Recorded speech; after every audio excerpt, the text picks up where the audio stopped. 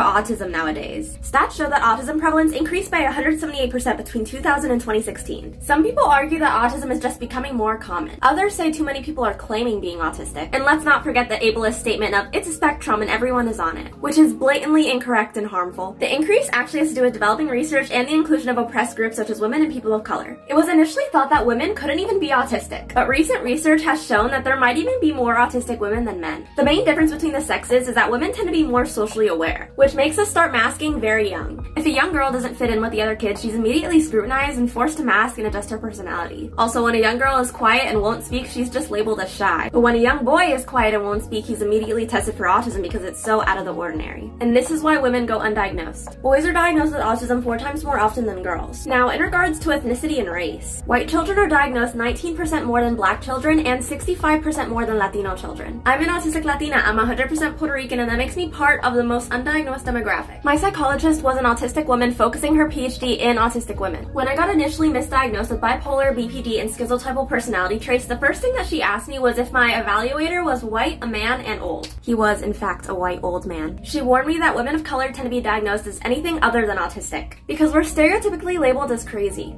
So no, autism isn't more common now. We're just becoming more educated, have more access to resources, and research is furthering to finally include minorities. Bye guys!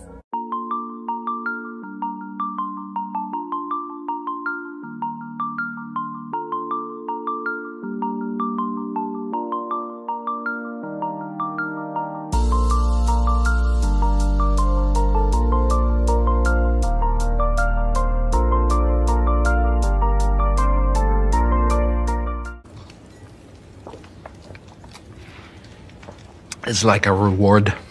So there's this phenomenon that happens when you realize you're autistic, which is that you start reevaluating your entire life starting from childhood. And I just had this flash of a memory from my second semester of my junior year of college where I had basically like a mental breakdown and had to go on medical leave. So my parents took me to a psychiatrist who, after a 90-minute session, told my parents that I had an unidentified mood disorder and that he wanted to put me on Wellbutrin. The other day, my tremors were really bad and I spilled fried rice all over my stove and couldn't figure out how I was going to clean it up. So I just had a freaking meltdown and felt like doomed, like I was non-functioning. And I just decided to eat a ginger chew to regulate my senses, and then I was literally fine. Like, sir, that's not a mood disorder, that's fucking autism.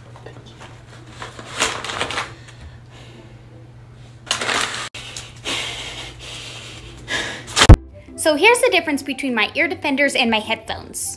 So these I use for a lot louder noises such as fireworks or if I'm someplace with really loud music.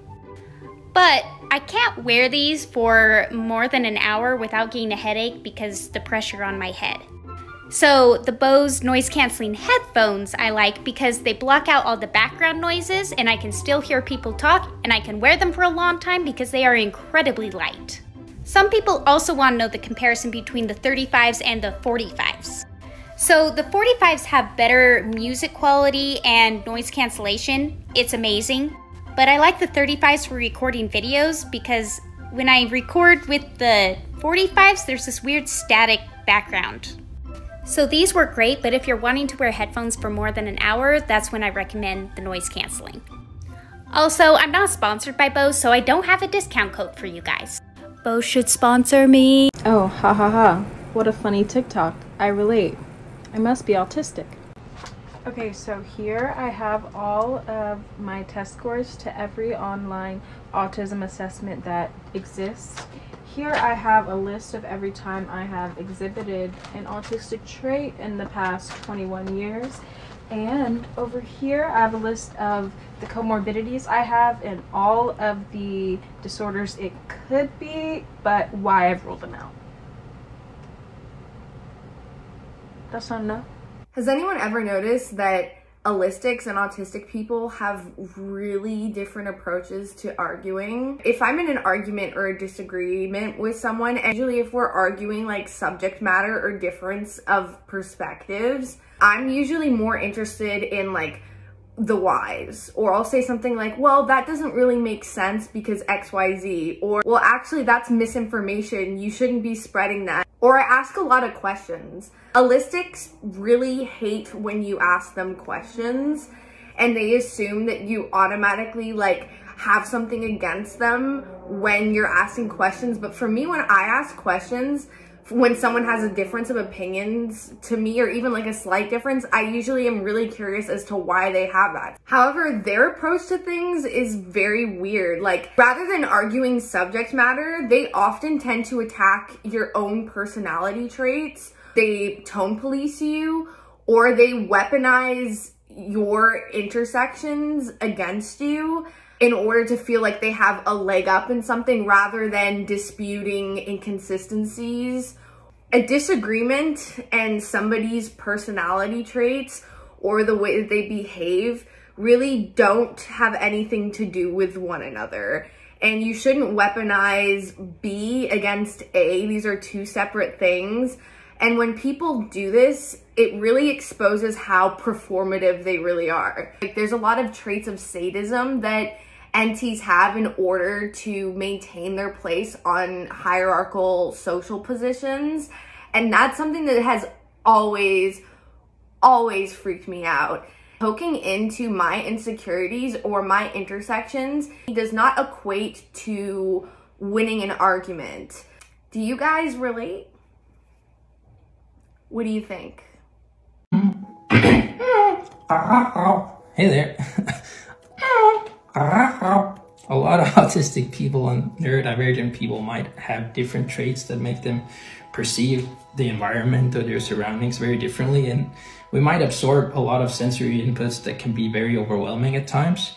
But at other times, even though we might be sensory avoidant and might struggle with loud sounds or different textures and a lot of other things, we can also be very sensory seeking, which means that we might find a lot of things very nice to touch or tap, or we might stim in ways that might seem a bit different, but we can like a lot of different things, and we might seek those things out to kind of balance out the bad sensory inputs that we get. And it can help us to not get overwhelmed as easily, or we might buy things that are pretty weird. Like, I bought this one last year for Christmas for myself. It's actually an alternative sponge, but it gives off a really great sensory input for me. And it's funny to have a different sensory profile like that, because you can kind of seek out things that you really like to kind of just either have fun with it or just to keep the balance in status quo, so to speak. And it can be a lot of fun.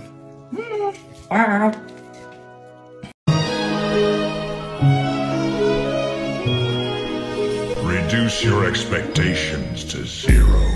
Hi, welcome back to Decoding Holistic People. Here's a phrase for you. Do you think you could get those forms to me by the end of the day?